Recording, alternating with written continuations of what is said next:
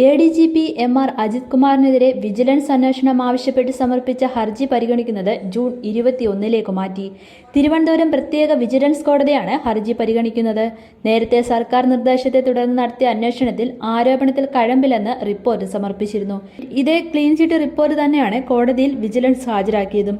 ADGPയുടെ കീഴിലുള്ള ഉദ്യോഗസ്ഥരാണ് അന്വേഷണം നടത്തിയതെന്നും അതുകൊണ്ട് ക്ലീൻ ചിറ്റ് നൽകിയെന്നുമാണ് ഹർജിക്കാരനായ നാഗരാജന്റെ വാദം.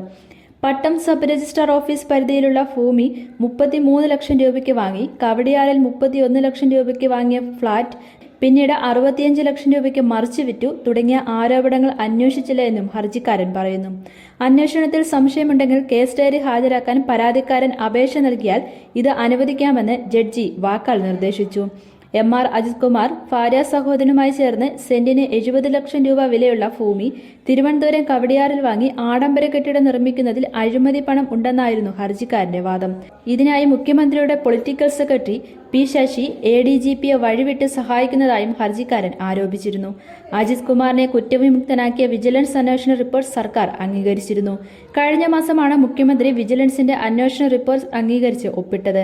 അനധികൃത സ്വത്ത് സമ്പാദന കേസിൽ വിജിലൻസ് പ്രത്യേക യൂണിറ്റ് നടത്തിയ അന്വേഷണത്തിൽ അജിത് കുമാർ കുറ്റക്കാരനല്ലെന്ന് കണ്ടെത്തിയിരുന്നു.